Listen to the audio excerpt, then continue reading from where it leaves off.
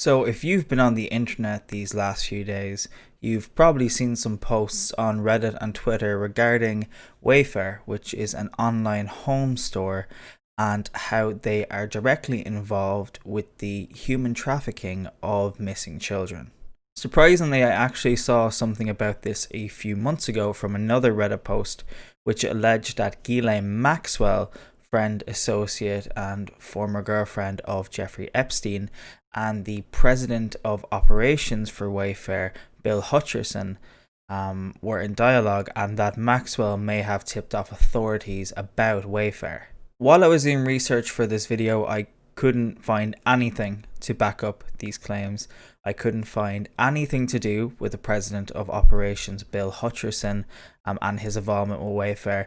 As far as I could tell, he doesn't even exist, and that the photo that's been circling around Twitter, which is this photo here, seems to be just of a different person. But the only results that you will get if you look up Bill Hutcherson Wayfair is that photo and articles that are talking about that photo. So there's nothing to back up the claims that he is the president of operations, and there's nothing to back up that he is who the person on Twitter and Reddit are saying that he is. The thing that piqued my interest is the same thing that piqued everybody else's interest, which is the findings and the realization that there are storage cabinets and there are pillows and other items for sale on Wayfair's website that are being sold at extortionately high prices. There are a few examples here. There is this storage cabinet that is titled a Yaritza storage cabinet that is selling for nearly $15,000, and this item is available through WFX Utility, which is a Wayfair trademark store. And it's hard to identify who the seller is, as they seem to be a private seller. If you Google Yaritza followed by the word missing, you will see a bunch of articles that are put out talking about this conspiracy theory that I'm about to explain. So just to make this very, very easy, so you don't have to go and you don't have to be sifting through loads of articles, I'll explain this to you. So Yaritza Castro is a 16-year-old missing from Harwinton, Connecticut since June 10th, 2020, and she is 16 years old right now. So when this storage cabinet went up for $15,000 and it has the name Yaritza attached to it, and there's nobody that's able to be identified behind it, it's raising red flags for potentially this could be the missing child that somebody is paying for. And that's where all of this has stemmed from. But look, it could be just coincidence. It could be a placeholder listing that's put up at a very, very high price because they're trying to update the ad or test the algorithm or something, which is a valid argument. But then you come to realize that this isn't the only example. There are many of the same cabinets being sold by WFX Utility, ranging from almost $11,000 to $13,000, all with different names of missing children. There are pillows for sale for $10,000 with the names of missing children as well. And what makes it weird is that there are many of the same pillow or similar pillows for sale for $100. And then there's just a couple for sale for $10,000. And some of them have very suspicious names. Like, for example, one of them has the name Ely, which is the name of a missing girl. And when this was posted, there was only about 10 days in the difference between the initial disappearance and when this pillow went up and listed. And some of these listings are still on Wayfair today. And the next point that I'm about to make is a point that I have seen made so many times, and I think it would be unforgivable if I didn't include it in this video. And that point is that Wayfair provide ICE with all of their furniture. So ICE would be immigration in the United States, and ICE have a notorious track record of losing children. And this is true, this is documented. You can look this up online yourself. There are many articles about this.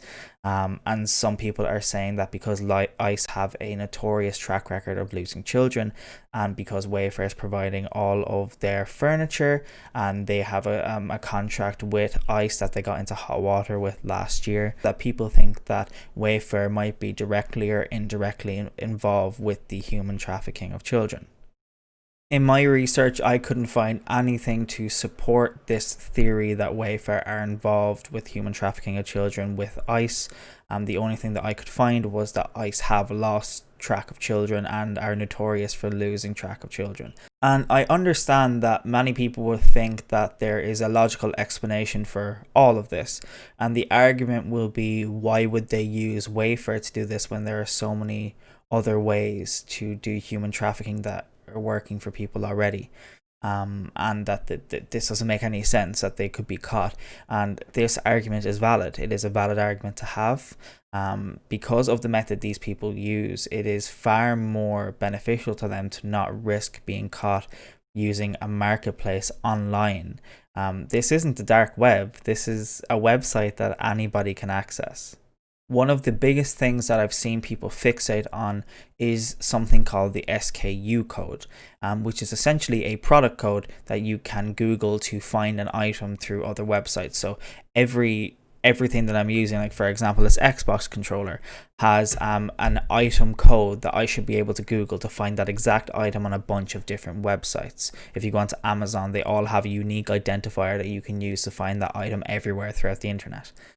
So people are saying that the SKU codes on Wayfair, if you take those codes and you put them into Yandex, the Russian search engine, and if you put SRC USA, so source USA, beforehand followed by the SKU, you will get pictures of children.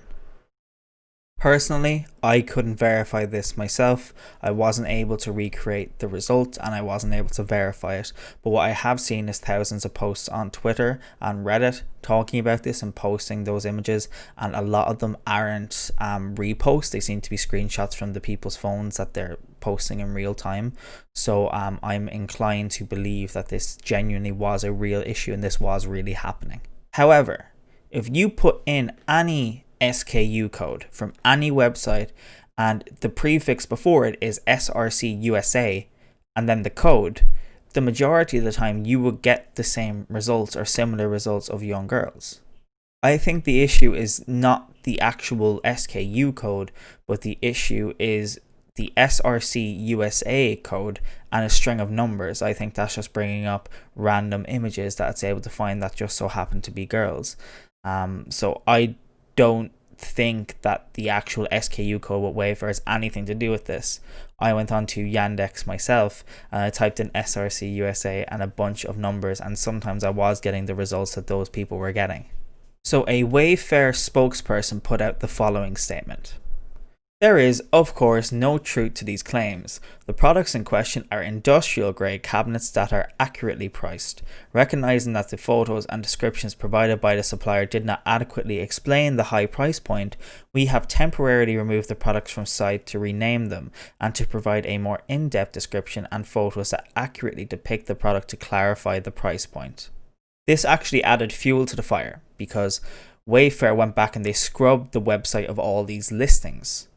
And from what I can gather, this whole scenario is suspicious in a lot of ways, but I couldn't necessarily find anything to substantiate the claims of human trafficking.